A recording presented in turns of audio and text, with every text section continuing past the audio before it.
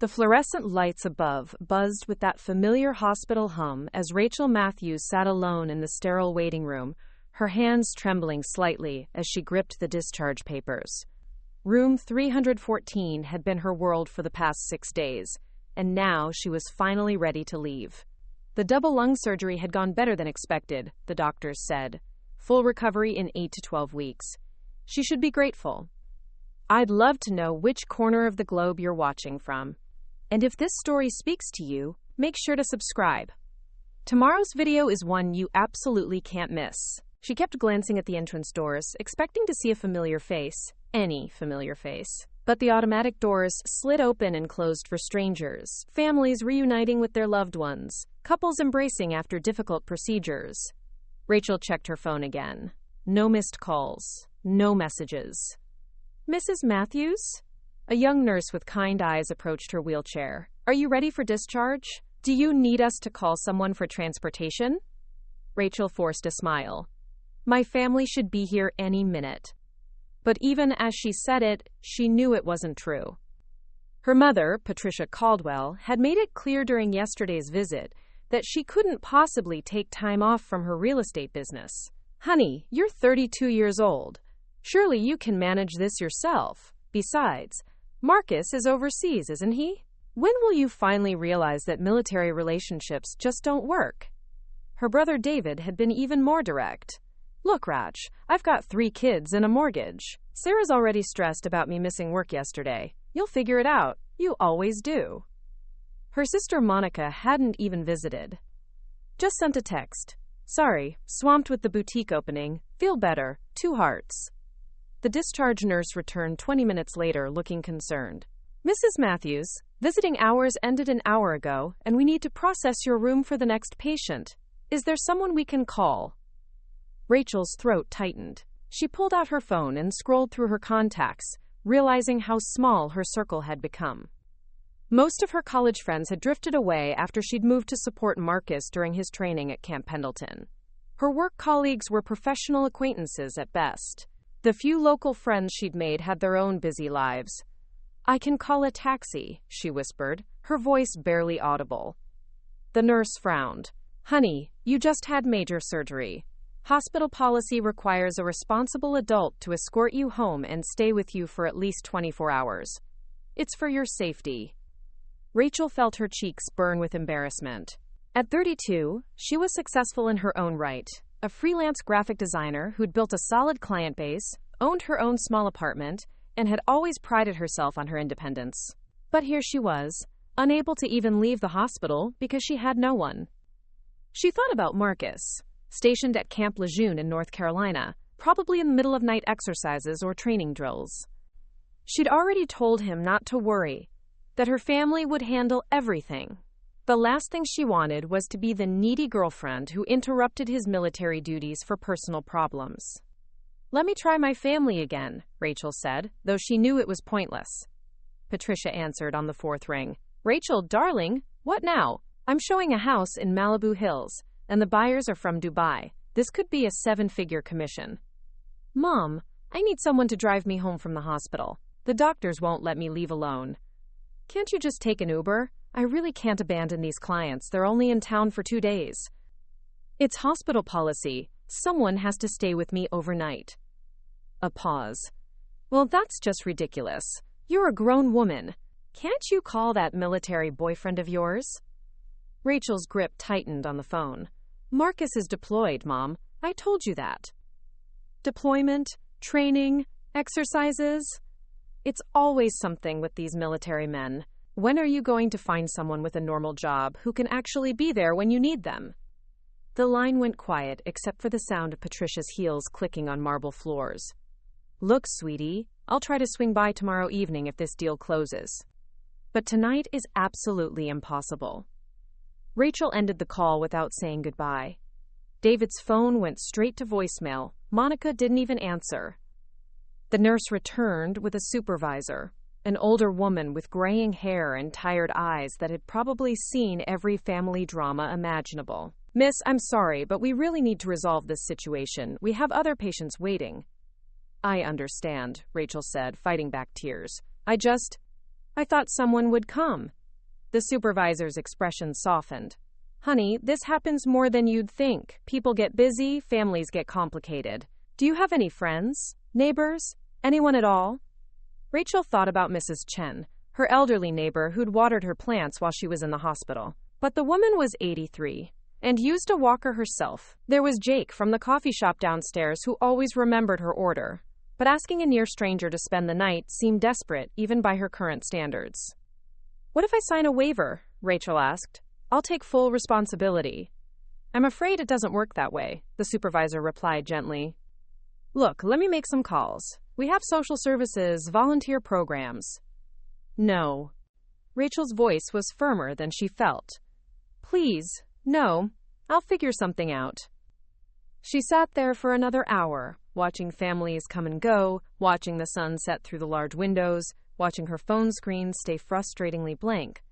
The cleaning crew had already been through her former room twice. Night shift nurses kept glancing at her with a mixture of sympathy and concern. Finally, Rachel made a decision that felt both desperate and liberating. She scrolled through her contacts until she found Marcus's number. Her finger hovered over the call button. It was 11 p.m. in California, which meant 2 a.m. on the East Coast. He'd be asleep, and she'd specifically told him not to worry about her surgery. But what choice did she have? The phone rang once, twice, 3 times. Rachel? Marcus's voice was instantly alert, cutting through the darkness. Baby, what's wrong? Is everything okay? Just hearing his voice made her throat close up with emotion. I'm sorry for calling so late. I know you said not to. Hey, stop. Talk to me. What happened with the surgery? The surgery went fine. I'm okay. I'm healing well. It's just... She took a shaky breath. I'm still at the hospital. They won't let me leave alone. And my family, they're all busy. The silence on the other end stretched for exactly 3 seconds. When Marcus spoke again, his voice had changed. It wasn't the gentle, sleepy tone of a boyfriend awakened in the middle of the night. It was something else entirely, sharp, decisive, with an edge she rarely heard. None of them came? Marcus, it's okay. I just need to figure out. Rachel, his voice cut through her excuses. None of them came? She closed her eyes. No. Give me the hospital address. Room number. I'm coming. You can't just leave base. You're 3,000 miles away. I just needed to hear your voice, but I'll find another way. Like hell you will. There was rustling in the background, the sound of someone moving with purpose. Text me the details. I'll be there. Marcus, be reasonable. Even if you could get leave, the earliest flight would get you here tomorrow afternoon. They need someone tonight. Rachel Elizabeth Matthews. The use of her full name made her sit up straighter. I said I'm coming, trust me. The line went dead. Rachel stared at her phone, unsure whether to feel hopeful or guilty. She'd just potentially derailed whatever training or duty he'd been scheduled for. But a small part of her, the part that had been slowly breaking over the past 6 days of hospital solitude, felt a flicker of something she'd almost forgotten.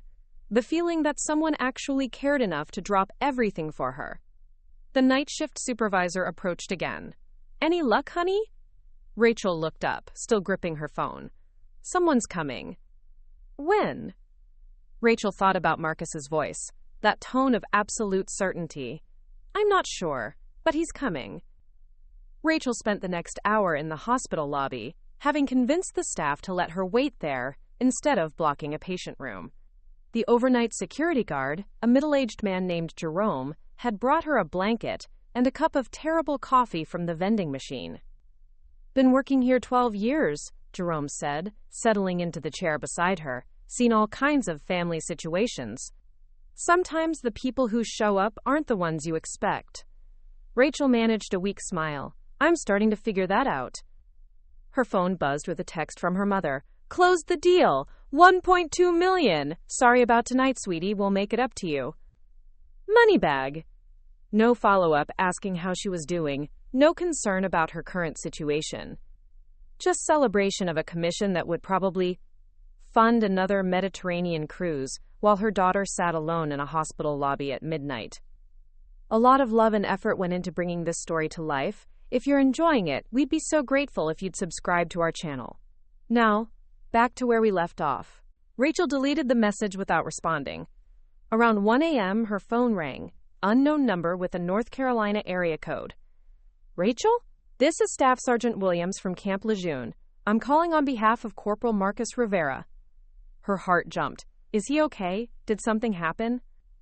Ma'am, Corporal Rivera is fine. He asked me to call and check on your status. He wanted to know if you're still at the hospital and if you need anything while he makes arrangements. Arrangements? Rachel was confused. What kind of arrangements? I'm not privy to the details, ma'am. He just asked me to tell you to stay put, and that help is coming. He also wanted me to get the name and number of your doctor so he can speak with them directly about your care instructions. Rachel gave him Dr. Sarah Mitchell's information, though she couldn't imagine what Marcus thought he could accomplish from 3,000 miles away. After the call ended, she found herself staring at her phone, replaying their earlier conversation. There had been something in his voice, not just concern, but a kind of focused determination she'd only heard a few times before. She'd met Marcus 2 years ago at a coffee shop near the beach in San Diego. She'd been working on a logo design for a local restaurant, and he'd been on leave, reading a thick military manual while drinking black coffee. Their eyes had met when her laptop battery died, and she'd cursed loudly enough to make him chuckle. Rough day? He'd asked, offering to share his table near the outlet. Rough client, she'd replied, wants a modern but timeless logo that's bold but subtle and unique but familiar. So basically, they want magic. Marcus grinned. Sounds like my commanding officer describing our mission parameters. They'd talked for 3 hours. He'd been respectful, intelligent, funny, without trying too hard. When he mentioned he was a Marine, Rachel had felt a little flutter of nervousness. Her last boyfriend had been a laid-back graphic artist, who thought commitment meant remembering to text her back within 6 hours. But Marcus was different. When he said he'd call, he called. When he made plans, he kept them.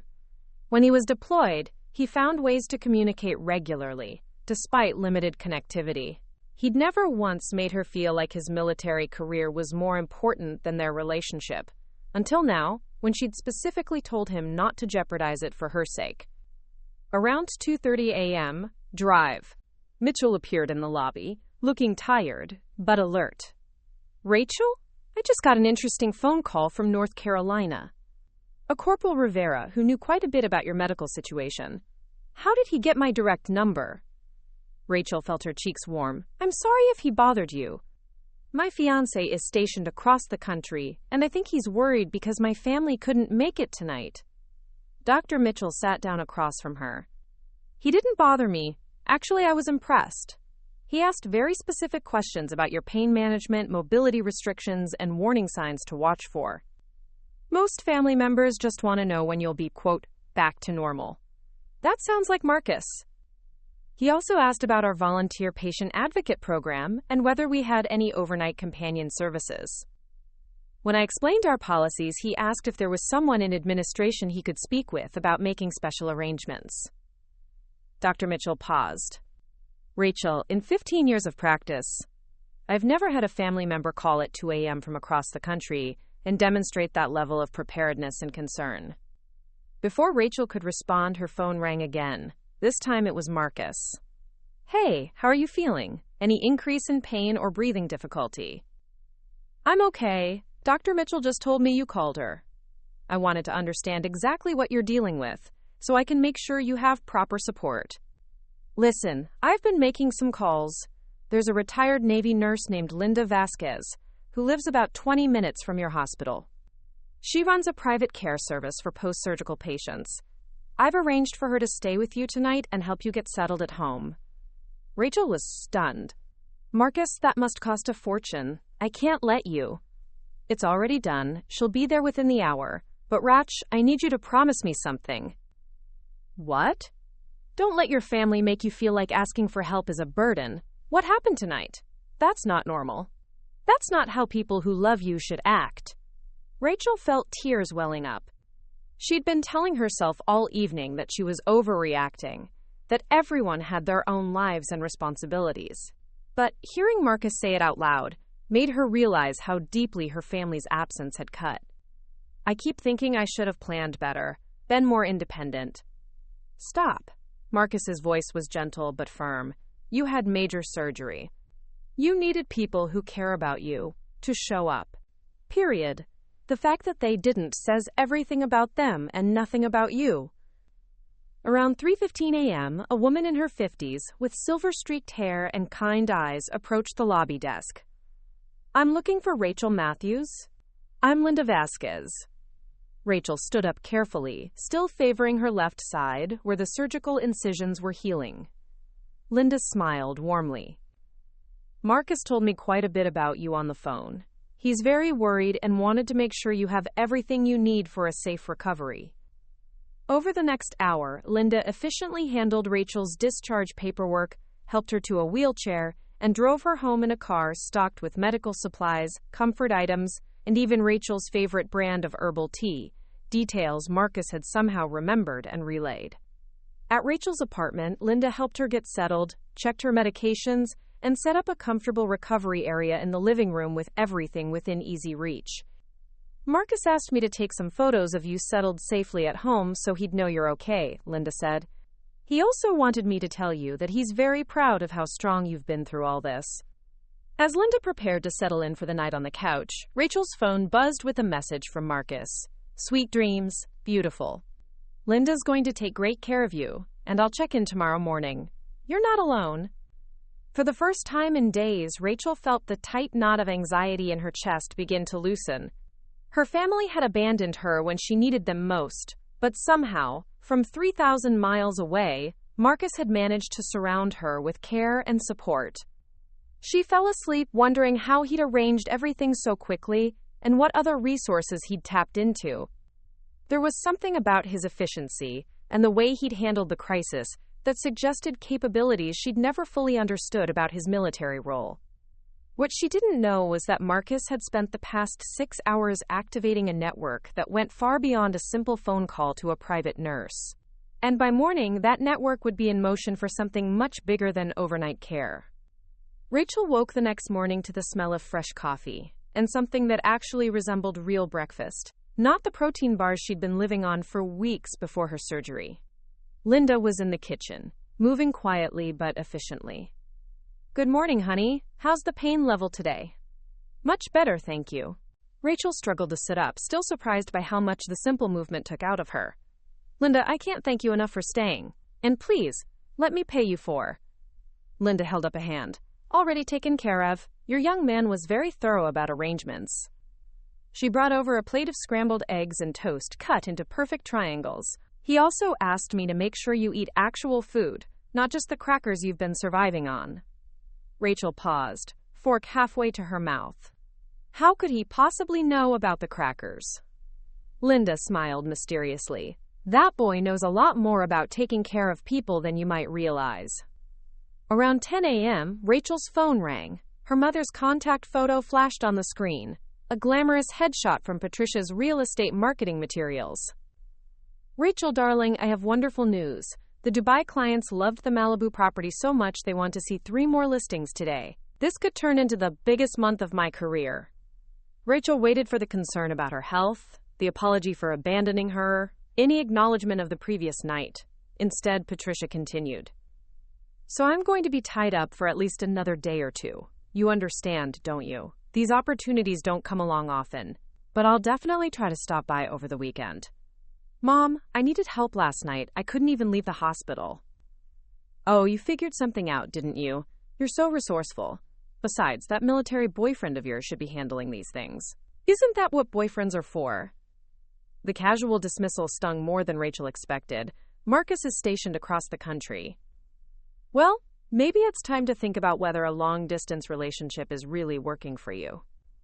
I mean, what's the point of having a boyfriend who's never around when you need him? Rachel ended the call without saying goodbye, her hands shaking with frustration. Linda appeared with a cup of herbal tea. Family trouble? My mother thinks Marcus should have been here last night, but she also thinks I should break up with him because military relationships don't work.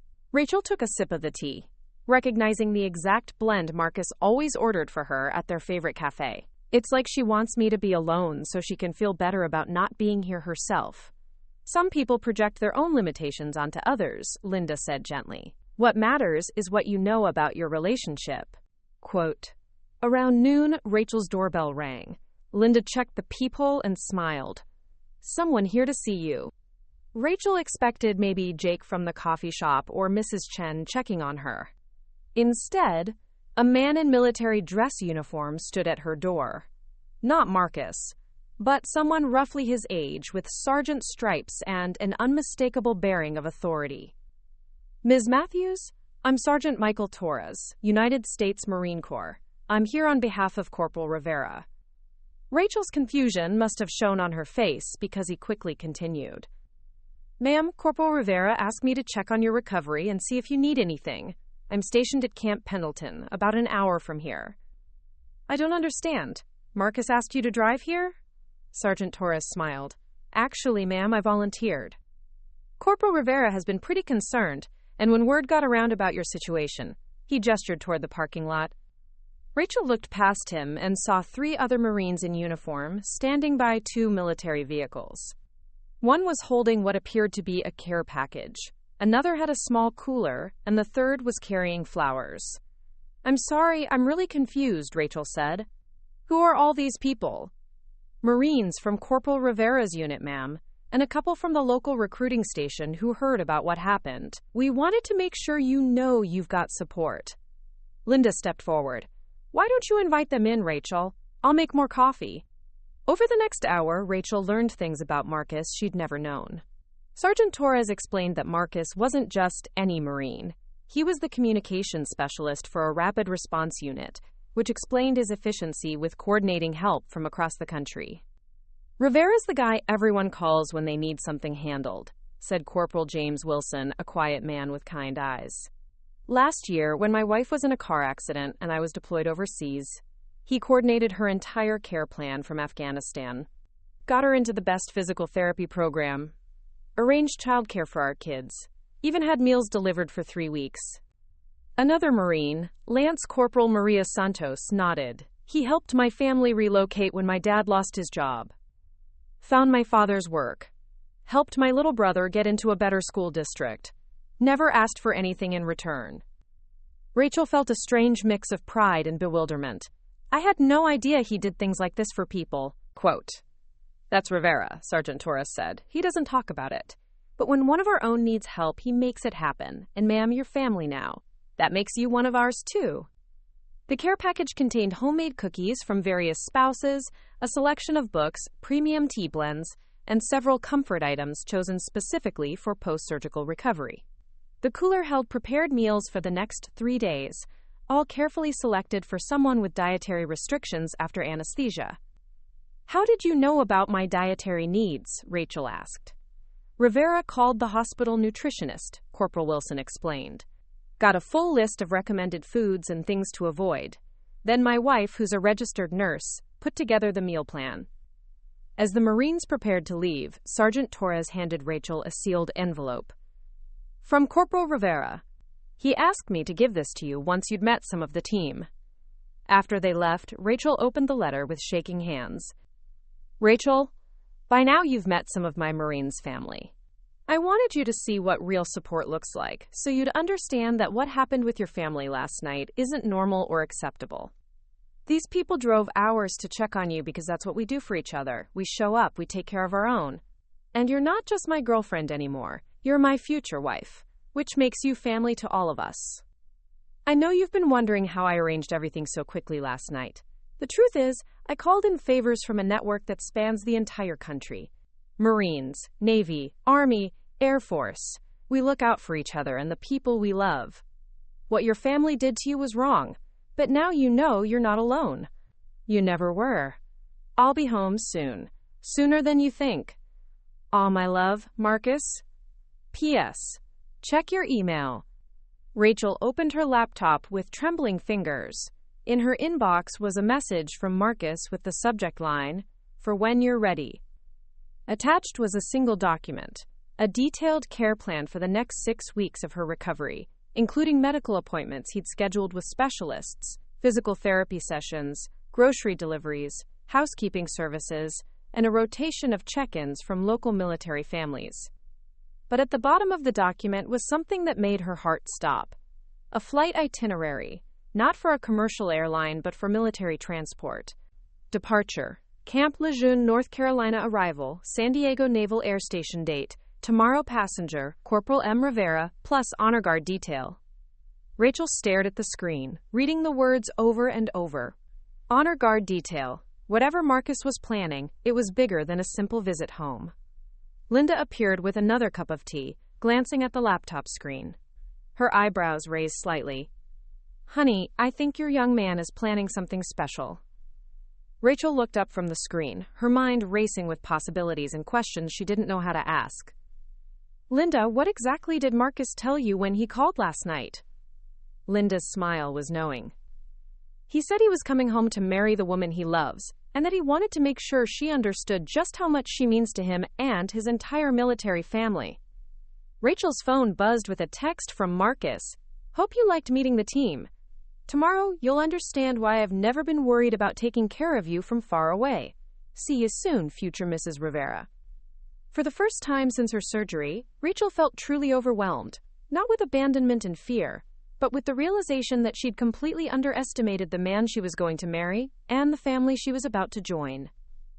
The next morning, Rachel woke to her phone buzzing with an unknown number. When she answered, a crisp, professional voice greeted her. "Ms. Matthews?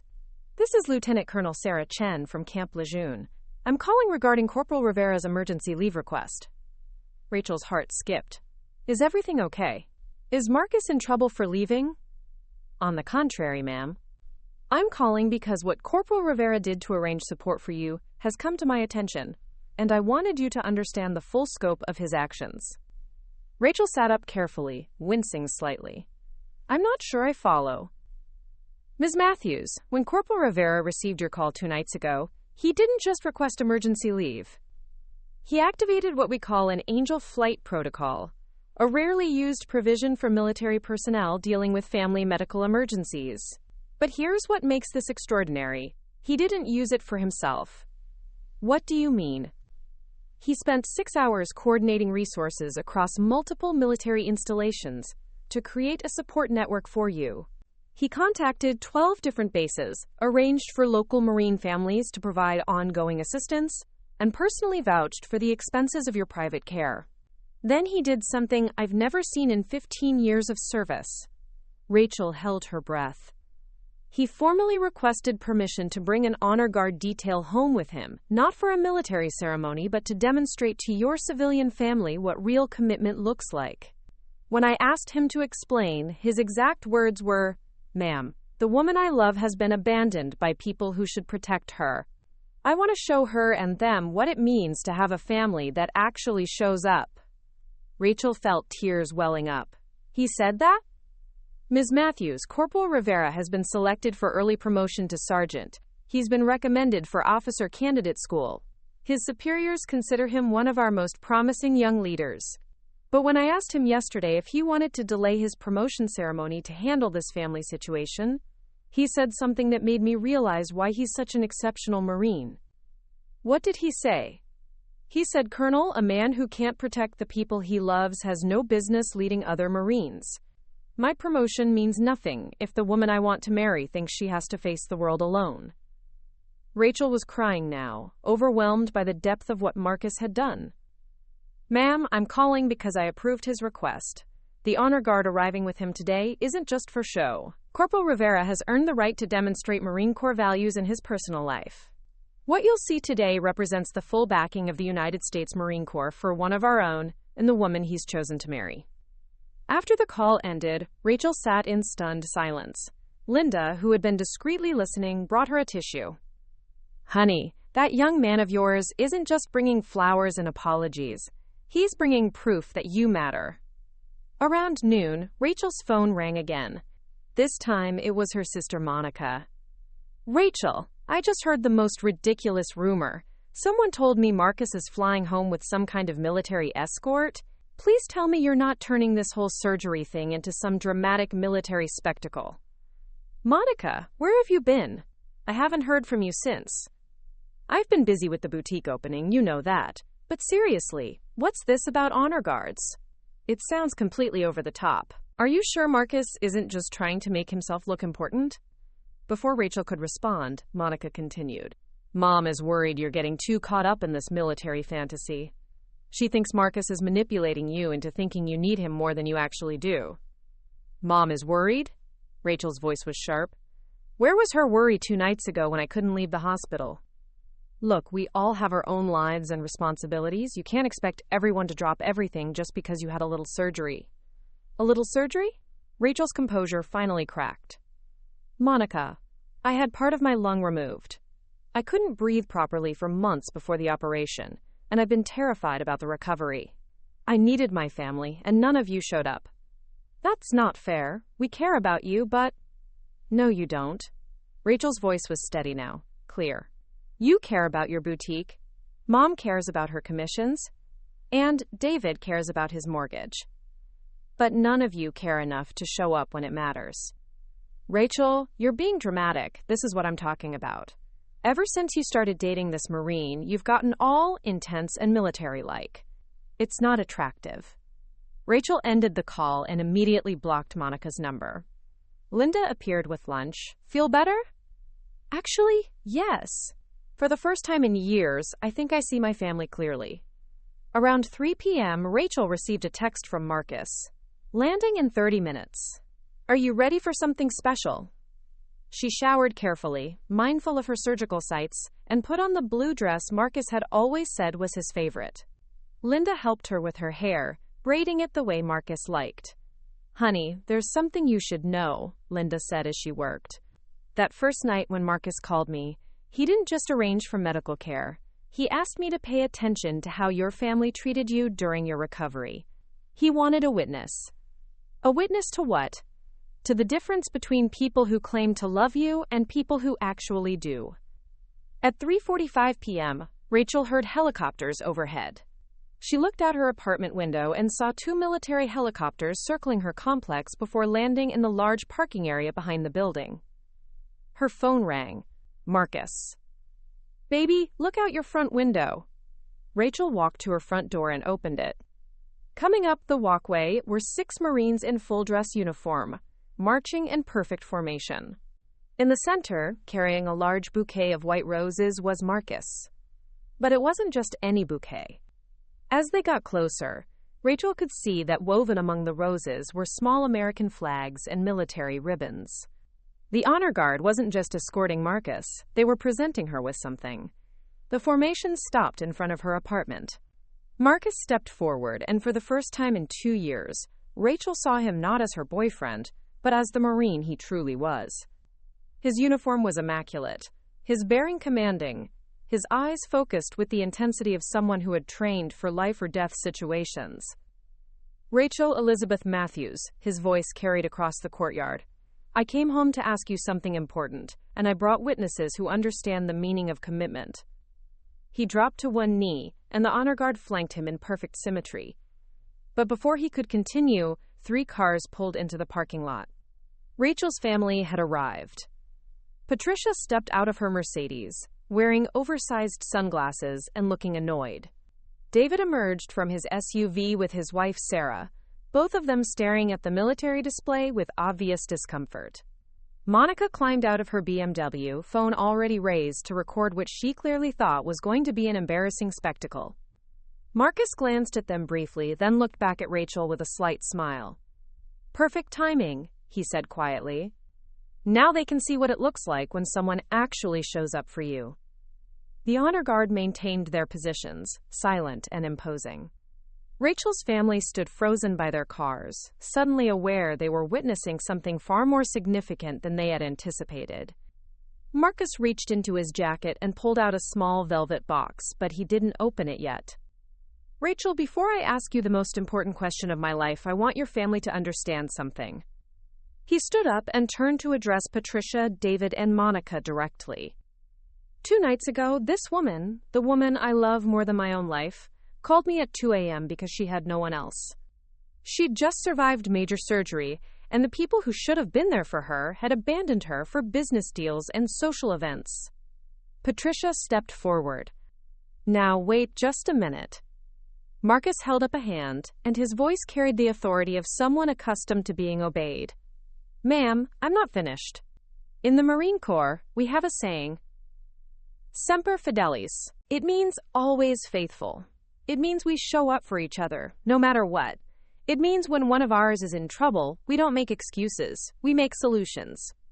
He turned back to Rachel, who was now crying openly. Rachel, I brought these Marines here not just to propose to you, but to show you and your family what real commitment looks like. From this day forward, you'll never have to wonder if someone will show up for you. You'll never have to sit alone in a hospital lobby again. You'll never have to choose between asking for help and protecting someone else's convenience. Marcus dropped to one knee again and opened the ring box. Will you marry me and become part of a family that actually keeps its promises? Rachel looked at the ring, a simple, elegant solitaire, then at Marcus's face, then at the 6 Marines standing at attention behind him. Yes, she whispered, then louder. Yes, absolutely yes. The honor guard erupted in a thunderous "Oorah" that echoed across the entire complex. As Marcus slipped the ring onto her finger, Rachel looked over at her family. Patricia had removed her sunglasses, and for the first time in years, she looked genuinely moved. David was staring at the Marines with what appeared to be newfound respect. Monica had lowered her phone, her expression shifting from mockery to awe. But Rachel realized she didn't need their approval anymore. She had found her real family, and they had just shown up in a way that left no doubt about their commitment to her. Marcus stood and took her hands. Welcome to the Marine Corps family, future Mrs. Rivera. We've got your 6 from now on. The euphoria of the proposal lasted exactly 48 hours. Rachel was still adjusting to the weight of her engagement ring, and the reality that she was now officially part of a military family when her mother showed up unannounced at her apartment door. But Patricia wasn't alone. She'd brought reinforcements. Uncle Robert Caldwell, the family attorney, and Dr. Evelyn Harrison, a psychiatrist who happened to be Patricia's tennis partner. Rachel, honey, we need to talk, Patricia said, pushing past Linda without acknowledgement. This whole situation has gotten completely out of hand. Rachel was sitting on her couch, still wearing her pajamas at 2 p.m., exactly as her doctor had recommended for the first 2 weeks of recovery. Marcus had returned to base the previous day, but not before setting up what he called Operation Recovery, a detailed schedule of check-ins, meal deliveries, and medical appointments that would ensure Rachel's complete healing. What situation, Mom? Uncle Robert stepped forward, his expensive suit and briefcase immediately making the small apartment feel cramped. Rachel, your family is concerned about your mental state and the decisions you've been making while under the influence of pain medication and emotional distress. Rachel felt her blood pressure spike. What are you talking about? Dr. Harrison, a stern woman with silver hair pulled back in a tight bun, consulted her tablet. I understand you recently underwent major surgery and have been isolated from your support system. It's not uncommon for patients in your condition to develop what we call trauma bonding with individuals who provide care during vulnerable periods. I'm sorry, who are you exactly? Dr. Harrison is here as a favor to me, Patricia interjected. She's going to help us understand whether this engagement is a rational decision or a psychological response to your recent medical trauma.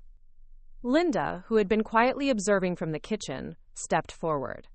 Excuse me, but Rachel is recovering from surgery, and stress is contraindicated for her healing process. Patricia turned on Linda with barely concealed hostility. And who are you? Some kind of medical professional, or just another person Marcus hired to isolate Rachel from her real family? I'm a registered nurse with 30 years of experience, and I'm here because someone who actually cares about Rachel's well-being arranged proper post-surgical care. Uncle Robert cleared his throat loudly. Let's focus on the issue at hand. Rachel, your family has some serious concerns about this engagement and the circumstances surrounding it. Rachel struggled to sit up straighter, her surgical sites protesting. What circumstances? The military theatrics, for one, Patricia said, pacing the small living room. That helicopter display was completely inappropriate. It was manipulative and designed to make you feel like you owe Marcus something. The pain medication affecting your judgment, Dr. Harrison added, making notes on her tablet. Major surgery often involves opioid pain management, which can significantly impact decision-making capabilities. And the isolation from family, Uncle Robert continued. It appears Marcus has systematically removed you from your support system and replaced it with military personnel who report back to him. Rachel stared at them in disbelief. Are you serious right now? Very serious, Patricia said, sitting down across from her daughter. Rachel, I know you think we abandoned you at the hospital, but the truth is, we've been giving you space to focus on your recovery. We didn't want to overwhelm you. You didn't want to overwhelm me? Rachel's voice was rising. Mom, I sat in that hospital lobby until 3 a.m. because none of you could be bothered to show up. That's exactly what I'm talking about, Dr. Harrison interrupted. You're displaying classic signs of persecution complex and black and white thinking. These are common side effects of trauma and pain medication. Linda stepped forward again. I was there that night. I saw firsthand how this family treated Rachel during her medical crisis. There was nothing complex or medicated about her distress. It was completely warranted. Uncle Robert opened his briefcase and pulled out a stack of documents. Which brings us to the legal issues. Rachel, this engagement happened while you were under medical care, and potentially not of sound mind, to make major life decisions. Rachel felt the room spinning, but not from her medication. What legal issues? If you marry this Marine while in a compromised mental state, it could have serious implications for your assets, your business, and your future decision-making autonomy, Uncle Robert explained. A marriage entered into under duress or diminished capacity can be challenged. Patricia leaned forward with fake concern. Honey, we're worried that Marcus is taking advantage of your vulnerability. Think about it. He swooped in during your medical crisis, isolated you from your family, and then staged this elaborate proposal designed to make you feel dependent on him. That's not what happened. Isn't it? Dr. Harrison consulted her notes again. You called him in the middle of the night from the hospital. He immediately arranged for strangers to take care of you, instead of encouraging you to reconnect with your family. Then he showed up with military personnel to propose to you in front of those same family members, creating public pressure to say yes. Rachel looked around the room at these three people who claimed to care about her welfare, and suddenly everything became crystal clear. Get out. Rachel, Patricia started. Get out, now. Uncle Robert tried to maintain his professional demeanor. Rachel, we understand you're upset, but you need to consider. I need to consider nothing from any of you. Rachel stood up slowly, her anger giving her strength despite the surgical pain. Where were you when I couldn't breathe for 3 months before my surgery? Where were you when I was scared and alone in that hospital? Where were you when I needed actual help instead of legal lectures? Patricia's mask finally slipped. We all have our own lives, Rachel. We can't drop everything every time you have a medical issue.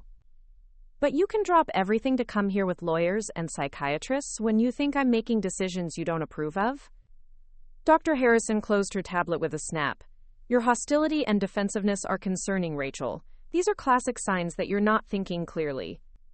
Linda had heard enough. She pulled out her phone and began dialing. I'm calling Sergeant Torres. Rachel's medical team specifically advised against stressful confrontations during her recovery period. Who is Sergeant Torres? Uncle Robert demanded.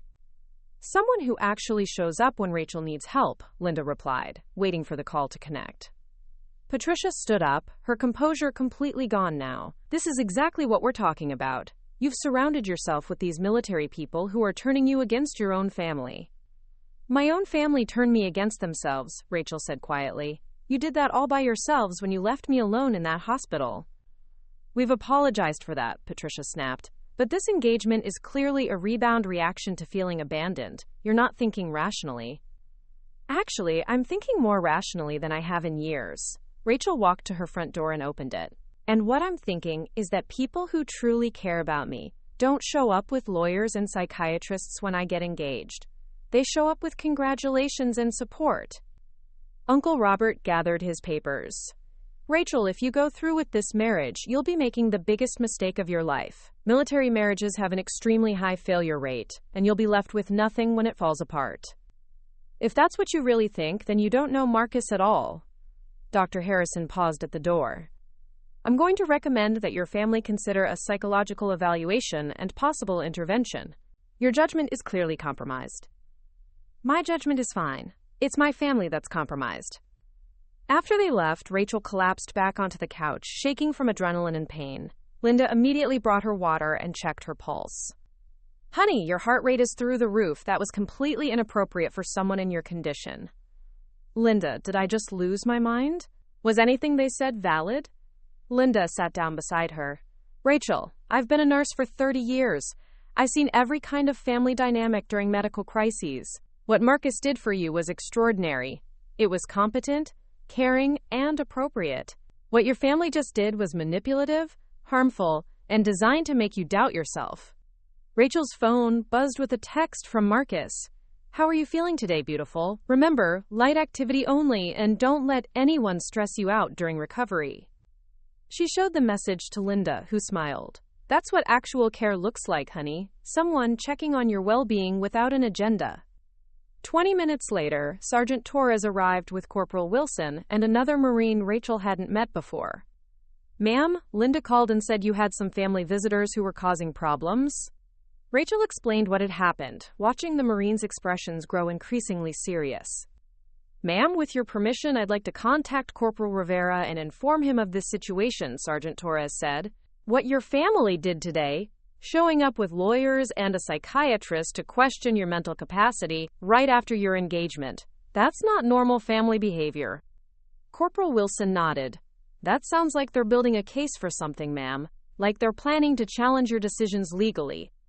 The Marine Rachel hadn't met introduced himself as Staff Sergeant Davis. Ma'am, I work in legal affairs on base. What they described, challenging a marriage based on mental capacity, that's usually done when someone wants to contest financial decisions or legal arrangements. Rachel felt a chill run down her spine. What are you saying? I'm saying your family might be more concerned about your assets and business than your well-being, Staff Sergeant Davis replied. Especially if they think marriage to a military member might change their access to your finances or inheritance. Linda looked up from her medical notes. Rachel, didn't you mention that your graphic design business has been doing really well lately, and that you own this apartment outright? Rachel nodded slowly. I inherited some money from my grandmother a few years ago. I used it to buy this place and build my business. But my family has never shown any interest in my finances before. Sergeant Torres and Staff Sergeant Davis exchanged a look. Ma'am, I think we need to have Corporal Rivera call you tonight, Sergeant Torres said. And you might want to consider having your own attorney review your family's recent behavior, especially if they continue pressuring you about your engagement. As the Marines prepared to leave, Staff Sergeant Davis handed Rachel a business card. Ma'am, if your family shows up with any more legal threats or tries to have you declared mentally incompetent, call this number immediately. The Marine Corps takes care of its own, and that includes protecting military families from harassment. After they left, Rachel sat in her quiet apartment, finally understanding that her family's visit hadn't been about concern for her well-being. It had been reconnaissance, a fact-finding mission to determine how to undermine her engagement and possibly her independence. Her phone rang. Marcus. Baby, I just got a very interesting call from Sergeant Torres. Are you okay? I think I'm starting to understand why you brought an honor guard to propose to me, Rachel said. You knew they'd try something like this, didn't you? Marcus was quiet for a moment. I hoped I was wrong. But Rachel, people who abandon you during a medical crisis and then show up with lawyers when you get engaged aren't concerned about your happiness. They're concerned about losing control over you. What do we do now? Now we make sure they understand that you're not alone anymore, and that trying to intimidate a Marine's fiancé is a very bad idea. Rachel looked down at her engagement ring, and for the first time since the proposal, she understood that Marcus hadn't just asked her to marry him. He'd asked her to join a family that would actually fight for her. The war for her independence was just beginning. 3 days after her family's ambush, Rachel received a certified letter that made her blood run cold. Uncle Robert had filed a petition for a competency hearing, claiming she was making irrational decisions while under the influence of prescription medications and military manipulation. The letter stated that the family was seeking temporary guardianship to protect her assets and business interests until she could demonstrate clear judgment, free from outside coercion. Rachel's hands shook as she called Marcus. Before she could even explain, he cut her off. I know. Staff Sergeant Davis already briefed me. We've been expecting this move. Pack a bag. You're coming to North Carolina. Marcus, I can't just leave. My business, my recovery. Rachel, they're trying to have you declared incompetent. If that petition succeeds, you'll lose control of everything. Your money, your business, your medical decisions, and your right to get married. We're not fighting this from 3,000 miles away. Within 6 hours, Rachel found herself on a military transport plane, accompanied by Linda and a Marine Corps legal advocate. She'd never seen Marcus move with such precise, calculated intensity. At Camp Lejeune, Rachel was introduced to Colonel Martinez, the base's legal affairs officer, who had reviewed her case file with grim determination. Ms. Matthews, what your family is attempting is called, quote, financial abuse disguised as protective intervention. We see this occasionally with military families, usually when civilian relatives want to control assets or prevent marriages they can't profit from. Marcus sat beside Rachel, holding her hand. Tell her about the timeline, Colonel. The competency petition was filed exactly 48 hours after your engagement became public through social media. Your sister Monica posted photos of the proposal, with captions questioning your mental state. Your mother has been contacting local news stations about, quote, military recruitment tactics targeting vulnerable civilians. This isn't a random family concern. This is a coordinated campaign. Rachel felt sick. They're trying to destroy my reputation. They're trying to isolate you and make you appear unstable, Colonel Martinez continued, but they made a critical error. They targeted a Marine's fiancé, which means they're now dealing with the full resources of the United States military legal system. Over the next week, Rachel watched Marcus and his team build a strategic response that was both comprehensive and devastating. They documented every instance of her family's abandonment, compiled medical records proving her mental clarity, and gathered testimonials from her clients praising her recent work quality. Dr. Sarah Mitchell, Rachel's surgeon, provided a detailed statement confirming that Rachel had been fully competent throughout her treatment and recovery. Linda submitted a professional assessment of Rachel's mental state during the family confrontation. But the most powerful evidence came from an unexpected source. Jake from the coffee shop had been quietly documenting Rachel's regular visits and normal behavior patterns for months before her surgery. Mrs. Chen, her elderly neighbor, provided a character statement describing Rachel as consistently responsible and independent. Meanwhile, Sergeant Torres coordinated with local law enforcement to document the family's harassment. Patricia had been calling Rachel's clients, suggesting they should be concerned about working with someone who was mentally unstable and under military influence. The turning point came when Monica made a fatal mistake. She posted a video on social media claiming Rachel was being, quote, brainwashed by military cultists and encouraging people to boycott her graphic design business. The video backtracked spectacularly. Within hours, veterans organizations, military families, and supporters of service members had shared the original footage of Marcus's proposal, contrasting it with Monica's bitter attacks. The hashtag #StandWithRachel began trending, with thousands of people sharing stories of military families supporting each other. Marcus showed Rachel the flood of support messages. Look at this. Design clients offering to testify about your professionalism, veterans volunteering to attend your competency hearing, and military families from across the country offering to help. But the most significant development came from an investigation Marcus had quietly initiated.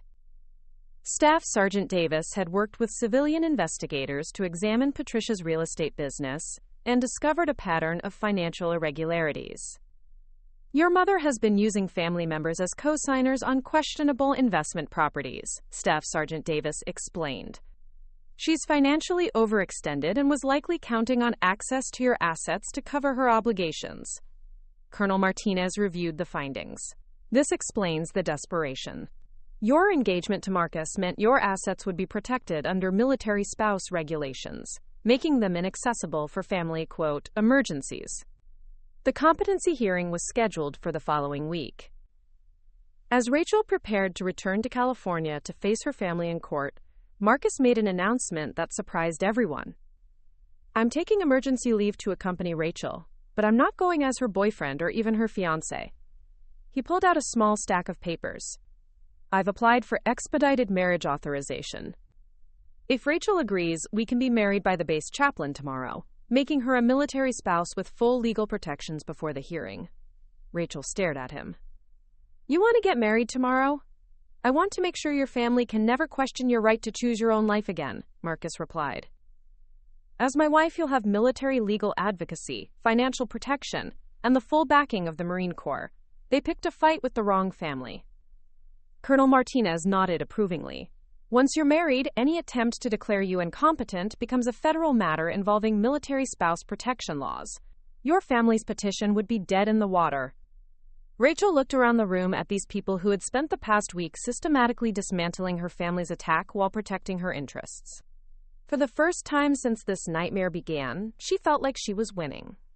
"Let's do it," she said. "Let's get married and go show my family what real commitment looks like."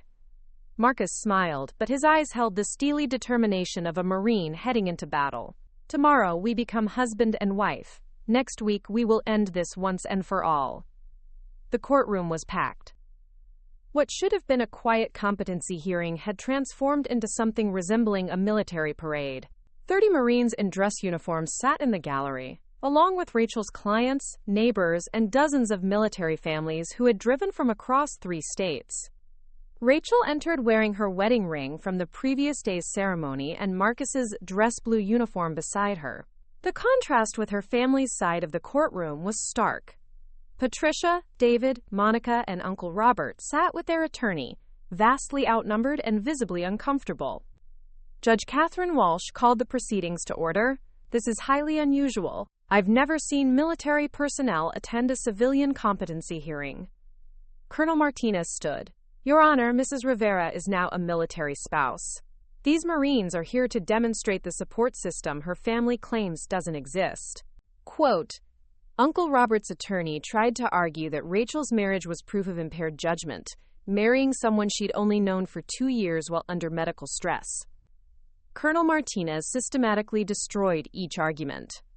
He presented Dr. Mitchell's testimony confirming Rachel's mental clarity, Linda's professional assessment, and financial records proving Rachel's business had actually grown during her relationship with Marcus. Then came the devastating evidence about Patricia's financial troubles and the family's attempts to sabotage Rachel's business. "Your Honor," Colonel Martinez continued, "the petitioners have demonstrated a pattern of abandonment during the medical crisis, followed by interference when the respondent found genuine support. This isn't about protecting Mrs. Rivera, it's about controlling her assets." The turning point came when Judge Walsh asked Rachel to speak for herself. "Your Honor, my family claims I'm not thinking clearly because I chose to marry someone who showed up for me. They say Marcus manipulated me during a vulnerable time. But here's what actually happened." Rachel stood, her voice steady and clear. "When I couldn't leave the hospital alone, my family had business meetings. When I needed help recovering, they had social events. When I got engaged to someone who actually cares about me, they suddenly had time for lawyers and psychiatrists." She gestured toward the Marines in the gallery. "These people have known me for 1 week, and they've done more to support my well-being than my birth family has done in 2 years. That's not manipulation. That's what real family looks like." Judge Walsh reviewed the evidence for 20 minutes before rendering her decision. "The petition for competency evaluation is denied. Mrs. Rivera has demonstrated clear judgment, financial stability, and appropriate support systems. Furthermore, the court finds the petitioner's motivations questionable given the timing and circumstances of this filing." But Judge Walsh wasn't finished. "I'm also issuing a restraining order, preventing the petitioners from contacting Mrs. Rivera's clients or interfering with her business. The evidence suggests harassment designed to financially harm the respondent." As the gavel fell, the Marines stood in unison. The sound of 30 pairs of dress shoes, snapping to attention, echoed through the courtroom like thunder. Patricia tried to approach Rachel as they filed out, but Sergeant Torres smoothly intercepted. "Ma'am, the restraining order is now in effect. Any contact needs to go through official channels." Outside the courthouse, local news crews waited. Monica had tipped them off, expecting to film Rachel's humiliation. Instead, they captured her walking out hand in hand with Marcus, surrounded by Marines, looking confident and vindicated. A reporter called out, "Mrs. Rivera, how does it feel to have your family challenge your mental capacity?" Rachel stopped and faced the cameras. "It feels like finally understanding the difference between people who claim to love you and people who actually do. My husband and his Marine family showed up when I needed them. My birth family showed up when they needed something from me." 6 months later, Rachel's graphic design business had doubled in size, largely due to contracts from military families and veteran-owned businesses.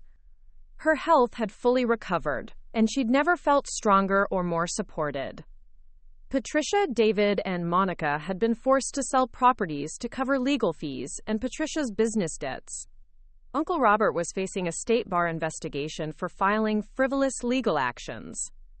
But Rachel felt no satisfaction in their downfall.